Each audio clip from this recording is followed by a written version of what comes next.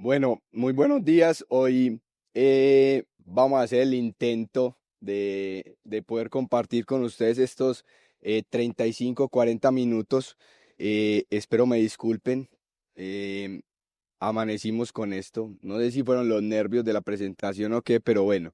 Eh, bueno, ya con Oscar Jaime hablamos mucho sobre todos los temas y también me van a disculpar que me corte la voz así. Pero bueno, hablamos mucho sobre asistencia técnica. Y cuando nos invitaron, Jaime Arteaga nos invitó a este espacio, yo dije, bueno, quisiera hablar de temas que hemos venido trabajando en la Universidad Nacional, como asociatividad, formalización minera, y un tema que se abre las puertas ahora, que es todo lo de temas de economías alternativas. Y yo dije, bueno, podemos hablar de alguno de esos temas, pero cuando vi el nombre de la conferencia, incluyeron todos los temas. Entonces yo dije, bueno, vamos a intentar hacerlo. Y dije yo, bueno, ¿cuál sería la mejor manera de que nos puedan entender un poco de todos esos temas juntos? ¿Sí? Entonces yo dije, bueno, vámonos con una historia de lo que hemos hecho en los últimos 19 años de trabajo en el sector con el grupo de investigación IGNEA. Entonces, primero quiero presentar quién es el grupo de investigación IGNEA, ¿sí?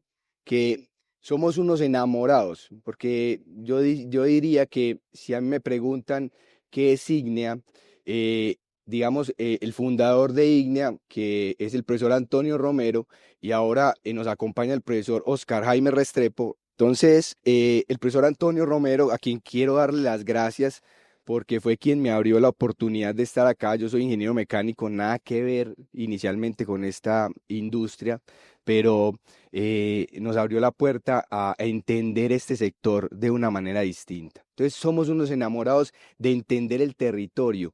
¿Y qué es entender el territorio? Es entender las dinámicas sociales, técnicas, económicas, ambientales, y voy a hacer un cambio.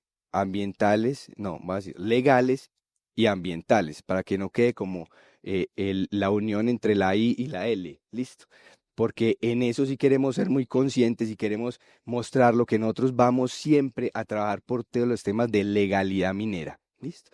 Entonces, en este trasegar, yo tengo aquí unas noticas para que no se me olviden, porque pues hay cosas muy importantes de eso. Entonces, en ese ejercicio tuvimos la oportunidad de estar en muchos territorios. O sea, hemos recorrido con diversos profesionales, no solamente ingenieros de minas, sino sociales, economistas, ambientales, abogados. Hemos recorrido parte o gran parte del territorio nacional, desarrollando con las comunidades cada uno de nuestros proyectos. Entonces, voy a comenzar con una línea de tiempo para que vamos identificando qué es lo que se ha hecho, qué es lo que se ha hecho y empecemos a reflexionar acerca de qué nos falta para que esto tenga un resultado visible en los territorios, en las comunidades. Listo, entonces voy a comenzar con el 2006, uno de los primeros proyectos en los que me recibió como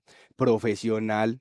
Después de graduarme en la Universidad Nacional, hicimos un proyecto muy bonito para Ingeominas. Entonces empiezo con actores, Ingeominas. Ingeominas en su momento planteó, que ya venía 30 años antes planteando procesos de legalización minera, que hasta ese momento todavía se llamaban legalización minera. Vamos a ver en este recorrido cuando cambiamos el nombre. Entonces, hablamos de legalización y desarrollamos 50 PTOs y 50 PMAs para apoyar estas comunidades, no solamente antioqueñas, sino teníamos en el Huila, teníamos en Risaralda, teníamos en el Valle del Cauca, en distintos minerales, fosfatos, materias de construcción en el Valle del Cauca, oro. Sí, por supuesto. Entonces allí hicimos eso y con cada una de las corporaciones hicimos el análisis digamos, de los estudios de los planes de manejo ambiental que hasta ese momento se llamaban. Listo. Luego, entonces, muchas gracias.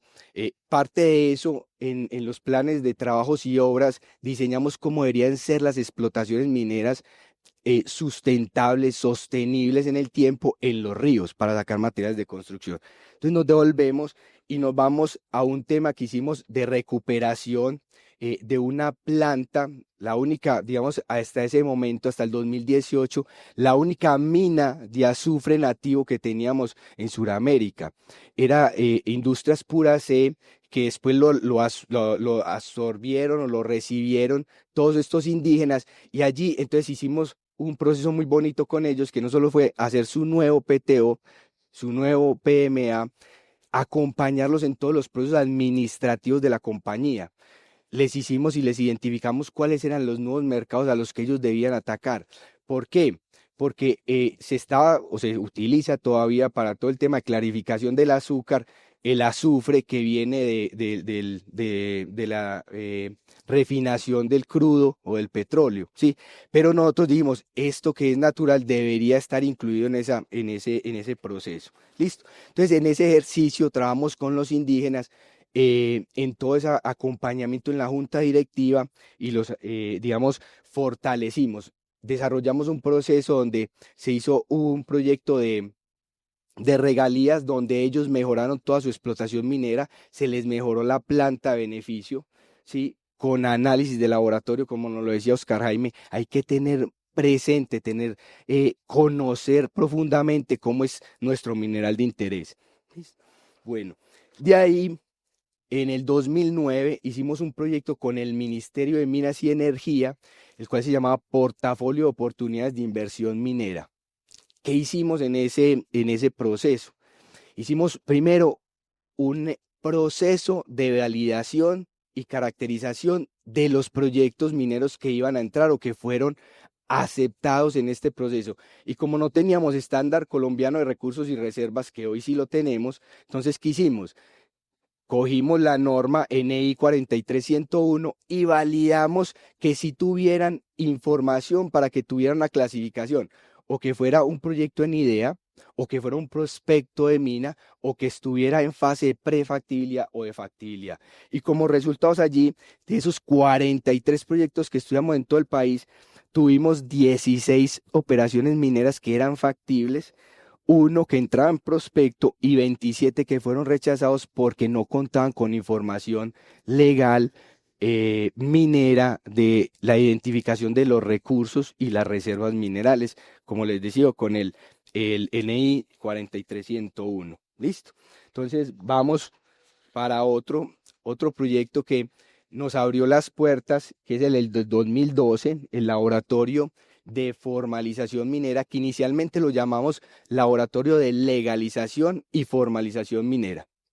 Allí nace o utilizamos una metodología que se ha venido trabajando mucho por el Grupo de Investigación Ígnea desde ese momento, y es la metodología TESAL, la que les decía ahorita: técnica, económico-empresarial, social, legal y ambiental. ¿Listo?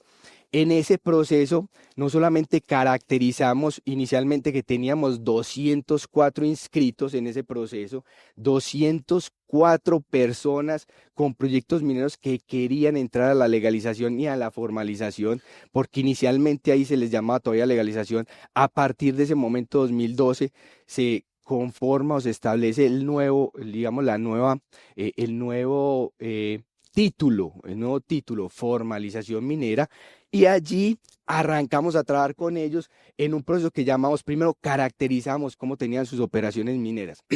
Luego de caracterizar esas operaciones mineras, creamos una cosa que llamamos planes de cumplimiento. Ahí en ese momento hicimos unos planes de cumplimiento que era el momento entre lo que era la explotación minera tradicional, ¿sí? Hacia que construir un PTO de acuerdo a los, digamos, a los criterios técnicos que se tenían en ese momento en las guías mineroambientales. ¿Listo? Entonces creamos los planes de cumplimiento, y en las minas que vimos que definitivamente no tenían un recurso mineral o ya estaban terminando de recurso mineral, les hicimos unas cosas que llamamos planes de cierre. Y era, ok, usted tiene la intención de formalizarse. Parte de la intención no es solamente decir yo me voy a quedar trabajando en esta zona, sino yo voy a entregar esta zona de unas, digamos, unas condiciones adecuadas para que quede el territorio listo. Entonces, de esas 204 unidades que están en esa primera base de datos iniciales, visitamos 154 operaciones mineras. De esas identificamos y le sacamos planes de cumplimiento a 88 unidades mineras. Listo, entonces miren que ahí van bajando esos indicadores. Planes de cierre y abandono a 66 operaciones mineras. Identificamos que habían 22 unidades mineras en áreas libres y dijimos, ok, estos tienen que entrar en un proceso de contrato de legalización de minería, como se les llamaba en ese momento. Identificamos 57 operaciones mineras que tenían operaciones superpuestas con titulares mineros. Entonces ahí se empezó un proceso de mediación. ¿Listo? Bueno, entonces ahí, digamos, lo más bonito de este proceso del laboratorio de formalización es, uno, se crea como una especie de consultorio técnico-jurídico. Hasta ahí no se llamaba consultorio técnico-jurídico, ¿sí? Hasta el 2022 establecimos con el ministerio, que ahorita los contaré, esos consultorios técnico-jurídicos. Pero ¿por qué los llamamos consultorios técnico-jurídicos? Porque establecimos una oficina en Caucasia donde los mineros fueron a preguntarnos por dudas, por ideas, y programábamos las visitas a esas operaciones mineras para no solamente decirles desde el punto de vista teórico qué es lo que se va a hacer o qué es lo que se debe hacer, sino acompañarlos en su operación minera y hacer un control de producción que les permitiera identificar puntos de mejora que les permitiera ahorrar dinero y aumentar su productividad. ¿Listo? Puntos, por ejemplo, como cuáles. Mejoramos o disminuimos el consumo de diésel con algunas acciones simples que desarrollamos con cada uno de ellos. Listo. Seguimos, entonces 2012 se crea con el Ministerio de Minas y Energía, ¿sí? Bueno, el anterior fue Ministerio de Minas, Gobernación de Antioquia y Corantioquia. Teníamos como toda la autoridad incluida, más todo esto lo hicimos con la Universidad Nacional, obviamente.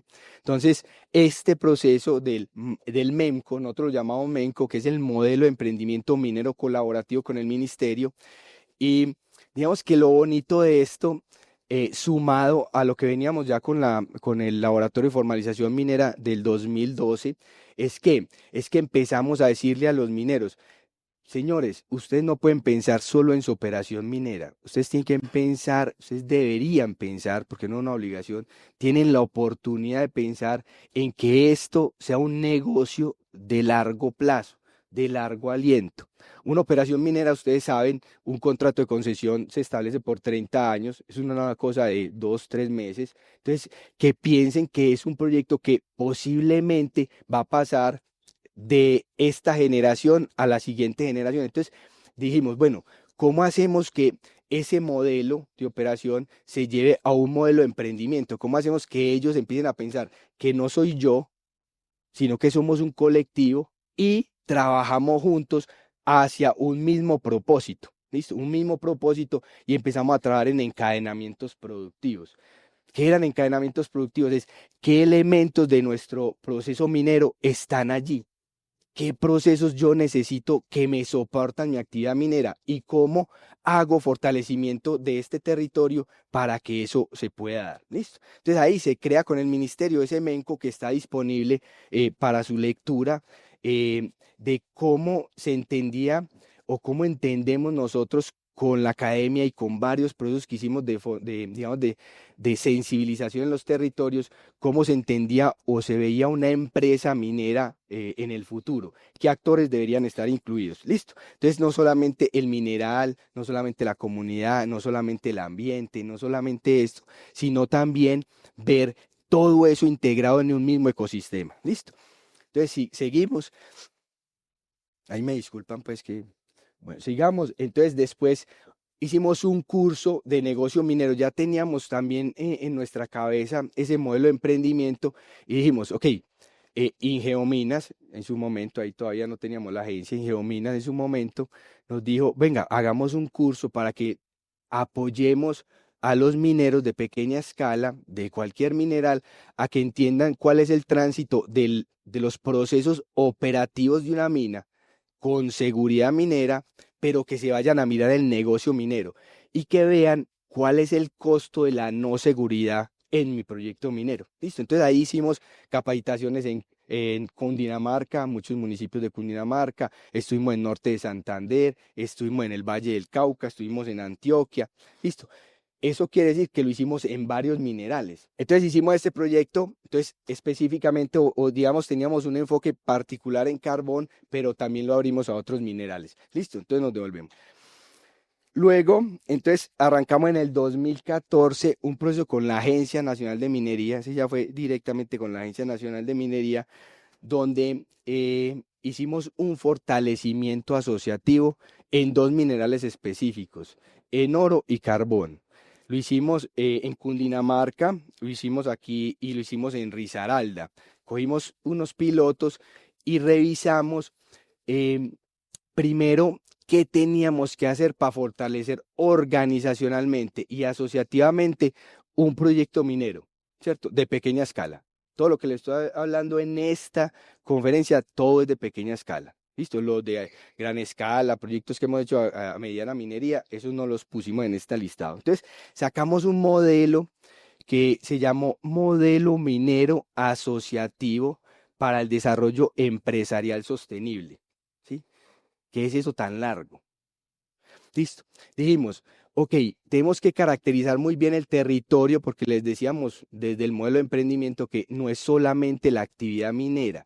La actividad minera se fortalece, se acompaña, se apoya de todas las actividades territoriales. Entonces hicimos unos procesos de caracterización territorial e identificamos unos actores fundamentales en el territorio. Actores como quiénes, el SENA, las cámaras de comercio, las UMATAS, porque ahí dijimos, ok, ¿cómo vamos a hacer para que realmente esto se integre? Eso no puede ser universidad, operación minera y ya. Hay que mirar más allá y mirar todos esos actores que están, autoridades municipales, departamentales. Entonces, en ese modelo que creamos el modelo y creamos un programa de fortalecimiento de ese modelo en cinco, digamos, en cinco niveles.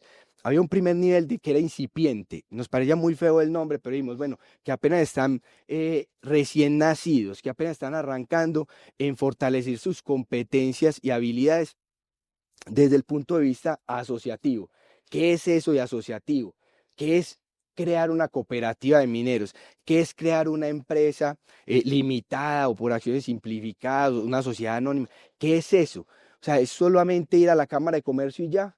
¿Registrarme? No, es fortalecer un montón de cosas de cómo vamos a trabajar nosotros, comunidad, para que podamos desarrollar este proceso. Listo. Entonces ahí, en ese proceso se establecieron dimensiones, establecimos cinco dimensiones y una de ellas es la dimensión organizacional asociativa, que era todo lo que tenía que ver como la forma en que me iba a conformar, cómo me iba a organizar, qué roles iba a cumplir cada uno de ellos, la dimensión técnica, cómo voy yo a hacer que esa parte organizacional tenga relación con lo técnico, mi operación minera, mi explotación minera, las relaciones y las comunicaciones. Ojo, no es solamente yo constituyo, sino que cómo voy yo a fortalecer o a generar esas comunicaciones entre el presidente de la corporación, entre sus asociados, entre el tesorero, el secretario, cómo voy yo a relacionarme con las autoridades municipales, cómo me relaciono con los otros actores del territorio. Entonces esa dimensión pusimos eso. La otra, la dimensión social, cómo desde la misma asociación, yo siendo actor del territorio, también entiendo que las dinámicas sociales tienen una cultura, tienen una religión, tienen unas formas de administrarse distintas a como yo quiero administrar mi proceso o mi operación minera. Y no solo eso, sino que si estamos inmersos en una comunidad, sea de indígenas, sea de negritudes, ellos tienen formas distintas de unirse, de agruparse. Entonces, ahí también. Y la dimensión administrativa, que es cómo vamos a manejar los balances generales, quién va a firmar, quién va a presentar las declaraciones de renta, quién va a presentar anualmente el informe de las meritorias si es una corporación o una entidad sin ánimo de lucro y demás. Listo. Y en ese proceso de 5 años, entonces fuimos creando un programa paso a paso de cómo los iba llevando de ser incipientes, que les decía ahorita, primíparos, digámoslo así, a un final donde ya pudieran vivir solos. El punto 5 era, ya ustedes son sostenibles y ya pueden caminar solitos. Así como lo coge a uno la mamá cuando está chiquito, yo tengo una hija de 2 años y al principio ya no caminaba muy bien. medio me tocaba ponerle el dedito para que se agarrara. Después ella ya empezó a caminar y se caía, entonces uno le ayudaba a pararse si se iba a porrear. Listo, pero es eso, el acompañamiento permanente de ese ejercicio. Listo, entonces nos devolvemos, seguimos aquí en el 2019. 2019 hicimos un proceso con la Agencia Nacional de Minería que llamamos asistencia técnica a áreas de reservas especiales. Listo. Las áreas de reservas especiales fueron una creación para las comunidades mineras que estuvieran en área libre, se pudieran unir para conformar y hacer una solicitud de área de reserva especial. Entonces, en ese 2019 hicimos ese proceso, no solamente acompañamos en la creación de modelos geológicos a estas operaciones mineras utilizando la metodología TESAL que ya les había contado, sino que también hicimos procesos de asistencia técnica parecidos a los que hicimos en el 2012 al 2014 en el proyecto de la Gobernación de Antioquia. Ahí nos fuimos profesionales ambientales, profesionales administrativos, abogados, técnicos en geología, técnicos en minería y hasta ingenieros mecánicos a acompañar los procesos de las áreas de reservas especiales, de cómo podían mejorar dentro de su, digamos, desarrollo de su operación minera, dentro de su desarrollo organizacional, dentro de su tema administrativo, dentro de sus temas económicos, listo, temas hasta de comercialización y cómo juntarse varios para comercializar entre todos, por ejemplo, en UAT, en Lenguasaque, que habían varias operaciones mineras muy cercanas y ni se hablaban. ¿Cómo podemos hacer que ustedes que están cerquita puedan empezar a vender más y más fácil? ¿Cómo hacemos ese encadenamiento, digamos, aguas arriba? Listo, eso lo hicimos especialmente en oro y carbón. Estuvimos en Antioquia, estuvimos en el Chocó, estuvimos en Risaralda,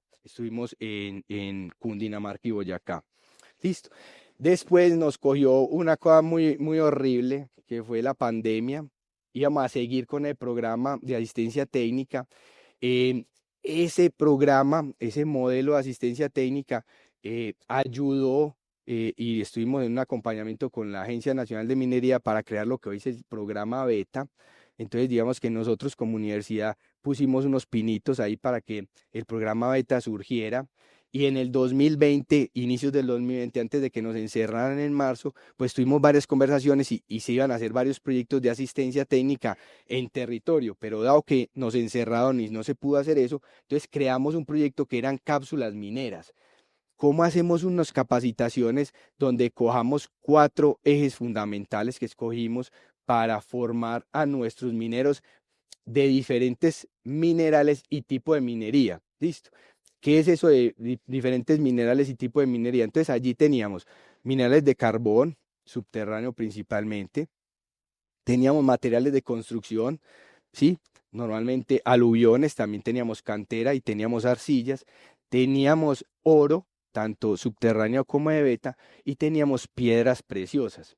Entonces hicimos tanto en temas de negocio minero, la parte de legislación minera, el tema de planeamiento minero, listo. Y la última fue todo el tema de cómo entender el tema ambiental y cómo articular el tema ambiental con el tema técnico. Listo. Y hay 4 cápsulas que pueden consultar hasta en YouTube de la Agencia Nacional y por ahí están. Bueno, 2021 hicimos eh, una convocatoria muy masiva. Estuvimos con muchos actores del territorio de los 6 municipios del Bajo Cauca antioqueño, creando una idea que hasta ahora todavía no ha surgido. Y yo dije, yo tengo que poner eso en la mesa. ¿Por qué? Porque dijimos, ¿cómo podemos crear un proyecto de mínimo 5 años, ¿cierto? De mínimo 5 años, que es lo que hemos visto, que uno debería acompañar a un proyecto minero para que se constituya una cultura de formalidad minera, de trabajo comunitario, de trabajo asociativo, de trabajo con todas las condiciones técnicas y de formación. Entonces creamos este proyecto que lo teníamos como fundamentalmente en 3 patas de esa mesa. Un tema de fortalecimiento minero, donde entra todos los temas de acompañamiento en procesos de formalización minera, en asistencia técnica a los proyectos mineros que estuvieran consolidados, un tema central que llamamos gobernanza y planificación territorial. Para que una minería y un negocio minero pueda estar en operación, tenemos que entender que no está aislado, como los decía ahorita, no está aislado de los otros procesos, entonces de los otros procesos y actividades económicas. Entonces, en ese orden de ideas dijimos, tenemos que conformar una plataforma con las alcaldías en un tema que fuera no solamente alcaldía, alcaldía, sino una cosa regional, porque, digamos, cuando uno habla del Bajo Cauca, habla de región. Es más, está en un distrito minero actual.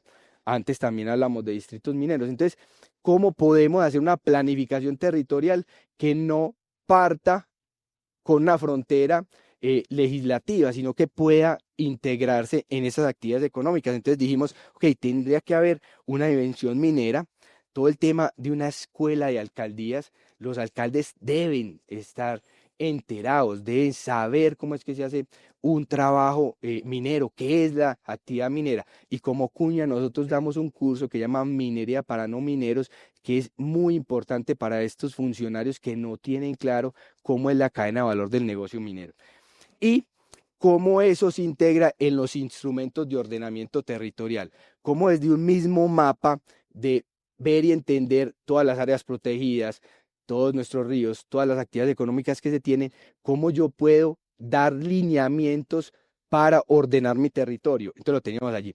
Y se crea la línea de economías inclusivas o economías alternativas, donde parte no solamente de, ok, somos una región minera, sí, ok, pero también tenemos otras potencialidades. Tenemos ganadería, tenemos arroz, tenemos agricultura, tenemos cacao, tenemos caucho. Ok, ¿cómo hacemos que eso venga de la gente y apoye y contribuya la minería a ellos y ellos a la minería para que se vea todo un proceso completo? ¿Listo? Entonces ahí hablamos de un proceso de aprovechamiento de todos los recursos territoriales. ¿Listo? Entonces nos devolvemos y ya nos vamos al 2023.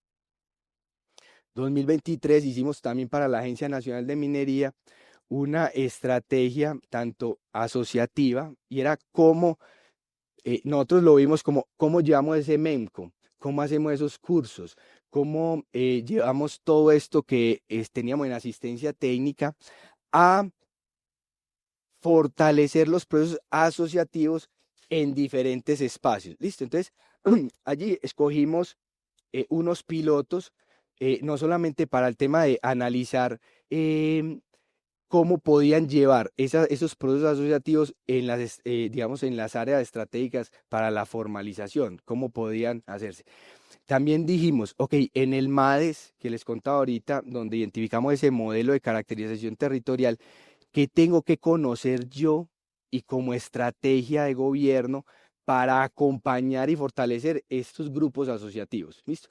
¿Qué tengo que hacer yo como gobierno nacional para plantearme una línea, un horizonte de tiempo de X años para irlos acompañando a medida de su proceso de formalización, de fortalecimiento y de consolidación asociativa? ¿Cómo los tengo que acompañar? Entonces se les diseñó todo un proceso asociativo allí.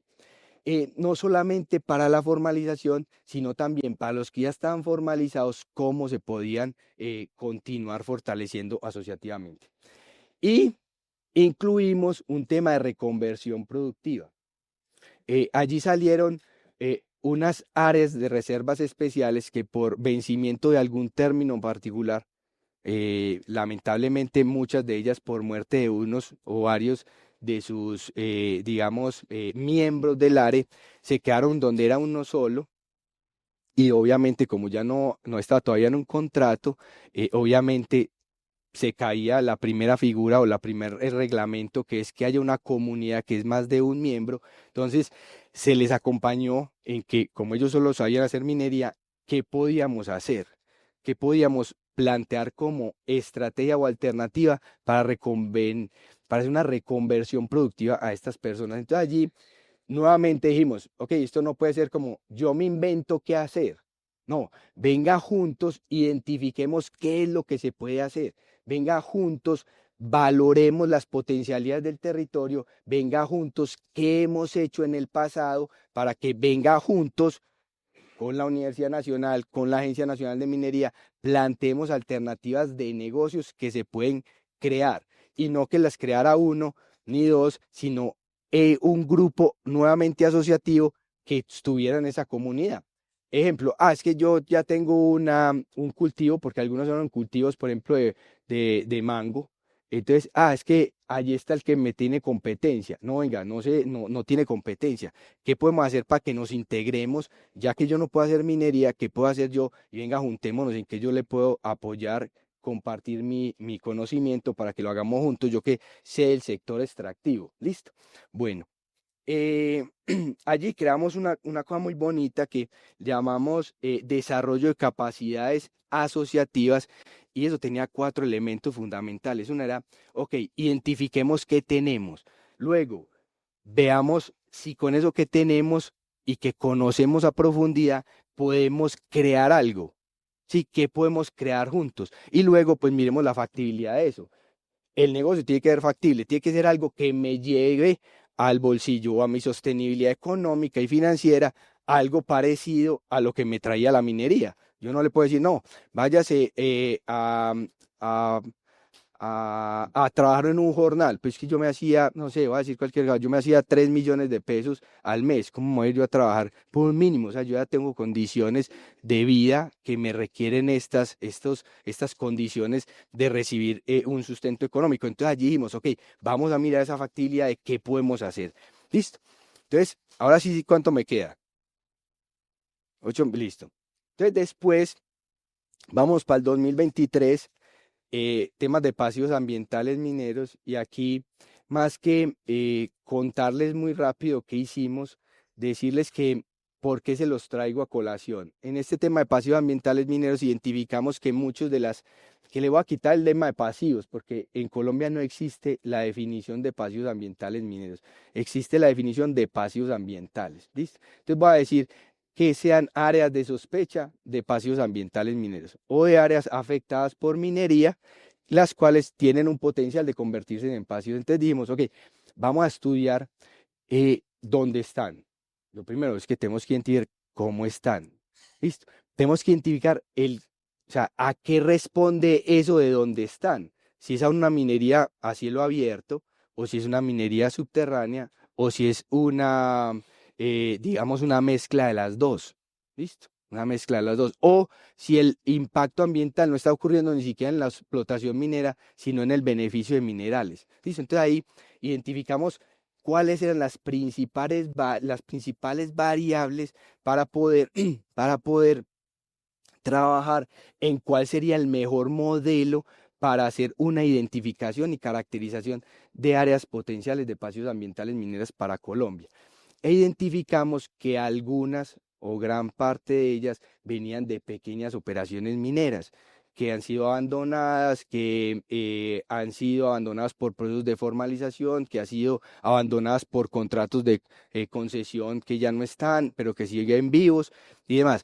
¿Qué se hace y cómo se busca o cómo se hace digamos, el seguimiento y control por parte de la Agencia Nacional de Minería? Y analizamos todos esos procesos para identificar cuáles son esas principales variables o qué es lo primero que tienen que mirar. Y cómo se da el control y seguimiento por parte de las autoridades ambientales para ello. ¿Listo? Entonces ahí como mensaje para, digamos, para este auditorio es, hey, ¿qué tal si no solamente pensamos en que es un pasivo ambiental minero, sino que es una zona que, como nos lo decía ahora el profesor Oscar Jaime, sacamos el 20%, sacamos el 50% del mineral, y si eso que está allí no es más que otra mina, ¿qué podemos hacer con esta 2250? Con es un decreto, ¿cierto? Decreto ley, ¿cierto? 2250, yo soy ingeniero mecánico, los abogados me perdonan. Entonces, ¿qué podemos hacer para hacer recuperación de esos lugares que parecen o podrían llegar a constituirse en un pasivo ambiental minero y darles un siguiente uso desde la economía circular? ¿Listo? Entonces nos seguimos. 2023 hicimos actualización de guías mineroambientales con el Ministerio de Minas, hicimos concertación con corporaciones autónomas regionales, y allí no solamente se dejaron establecidas las guías de exploración, explotación, sino que también creamos la de formalización minera. Se creó una guía específica para formalización minera que hoy la tiene el Ministerio de Minas en su análisis, en el cual se identificaron los decretos y la normativa, tanto minera como ambiental, que podía aplicar para llevar a cabo todos los estudios de una minería a pequeña escala en procesos de formalización. ¿Listo? Desde allí salió una cartilla, una guía, un video y un curso que está en el Centro de Aprendizaje Minero del Ministerio de Minas y Energía. Luego, nos devolvemos ahí. Luego, en el 2023 también, finales del 2023, diseñamos para el Ministerio de Minas y Energía digamos, la estructura de un consultorio técnico jurídico. Yo les decía ahorita en el 2012 que habíamos hecho como el primer acercamiento de crear un consultorio técnico jurídico, y es que dijimos, bueno, universidades, o el ministerio dijo, Universidad Nacional, venga, ¿por qué no nos inventamos una estrategia o construimos juntos una estrategia donde los estudiantes de últimos semestres de carreras como ambiental, administrativa, geología, ingeniería de minas y metalurgia, nos acompañen, y los abogados, ya los iba a olvidar, abogados, nosotros no tenemos abogados, los tuvimos que buscar por fuera, podemos trabajar en apoyar a los mineros en los territorios? Entonces allí hicimos el primer ejercicio, lo hicimos en el Bajo Cauca antioqueño, hicimos ese primer ejercicio y diseñamos una estrategia de cómo podíamos articular la academia con el gobierno para desarrollar estos procesos, no solamente de asistencia técnica con beta, sino también cómo lo podríamos bajar a que los estudiantes pudieran tener una primera experiencia profesional. Listo. Entonces ahí lo hicimos en el 2023 y hicimos un proyecto en el 2024, después hicimos una segunda fase en el 2024 también del consultorio, y ahora se los contaré, pero hicimos un análisis de la efectividad de los procesos de formalización minera. Eh, digamos, en resumen, quisiera contarles que yo quería ser muy optimista cuando estábamos haciendo ese ejercicio, que me pareció fundamental que nos midiéramos qué tanto estábamos siendo, digamos, efectivos, y tanto en tiempo como en el objetivo de la formalización, de todos los mecanismos de formalización. Digamos que digamos, en el análisis de 32 pilotos que hicimos tanto aquí en Antioquia, en el Bajo Cauca, como en el Valle del Cauca, digamos, el mayor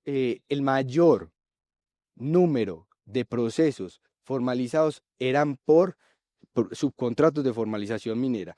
Ahí más o menos de 32 pilotos que hicimos, solo teníamos 5 formalizados, completamente formalizados. ¿Qué quiere decir completamente formalizados? Que cumplieran con su PTO aprobado, cumplieran con su PMA o su estudio de impacto ambiental aprobado, dependiendo de la norma que le aplicara. Teníamos 5 formalizados, de los cuales el 22% de los 32 eran de subcontratos de formalización minera, 31% de los 32 estaban haciendo el ejercicio en áreas libres, otros en áreas de reserva especial, 19 unidades, y una cosa muy bonita, que sí fue muy bonita, y es entender que el 91% de esos 32 pilotos estaban siendo acompañados por el programa Beta. El programa Beta es no solamente para la pequeña minería, sino para los productos de formalización. Entonces, el 91 es casi, digamos, la totalidad de los productos de formalización que se pudieron identificar, pero vimos que la gran dificultad para poder evaluar digamos, la efectividad de esos procesos es la falta de la información detallada. Y yo creo que ahí es una invitación a que todos como actores tengamos la cultura de guardar la información y entregarla para que nuestras autoridades pues tengan información muy consolidada y muy constante de cuáles procesos y en qué etapa van. ¿Listo? En esos procesos hay que entender que había que pedir la información a las corporaciones autónomas regionales y a la Agencia Nacional de Minería. Entonces esos procesos hay que tenerlos bien generados. Finalizamos entonces con el consultorio técnico jurídico del 2024, donde ya no solamente llevamos a cabo lo que habíamos diseñado, sino que identificamos algunas cosas particulares. Y es que asistencia técnica no puede ser solamente en un municipio, en la cabecera municipal, ¿cierto? Hay que darnos la oportunidad, y se plantearon alternativas para eso, darnos la oportunidad de visitar las operaciones mineras como lo hacíamos en el 2012 hasta el 2014, de visitar las operaciones mineras y ayudarles a ellos a consolidar esto, a los mineros, a consolidar su proceso de beneficio en la parte de seguridad minera, en la parte administrativa, en la parte ambiental y en la parte legal. Listo. Entonces, ya como para finalizar, porque todavía estamos trabajando en muchas cosas, hicimos en el 2025, estamos haciendo en el 2025 entre la Universidad Nacional, una entidad que se llama Transforma, y en las ingeniería, que es mi empresa, estamos haciendo un proceso de fortalecimiento organizacional en dos comunidades, una en el Chocó en Unión Panamericana y otra en el Bajo Cauca antioqueño, en Zaragoza específicamente. En estas las hemos venido acompañando en tres espacios donde hemos desarrollado lo que habíamos dicho, tanto en la estrategia de asociatividad para la agencia, como en el modelo de emprendimiento minero colaborativo, como lo que hicimos en el 2012, venimos desarrollando unos fortalecimientos desde el punto de vista empresarial, desde el punto de vista técnico, desde el punto de vista social para el manejo de los conflictos, desde el punto de vista legal y desde el punto de vista ambiental. ¿Listo? Venimos acompañando a estas comunidades con un muy buen resultado. Y ya como reflexión y mensaje, quisiera dejar algo y es que no somos los únicos actores que han hecho este tipo de cosas. Somos muchos los actores que estamos yendo al territorio y a veces la comunidad se siente como desarticulada, ¿cierto? Entiende como, o sea, este me invita para esto, este me invita para esto, este me invita para esto, y esto es muy parecido. O sea, ¿por qué no me invitan todos juntos? Entonces, ahí como reflexión es, ¿qué podemos hacer aprovechando estos espacios que nos abre la oportunidad de construir juntos? ¿Qué podemos hacer para que empecemos a trabajar más juntos y no sentirnos como competencia?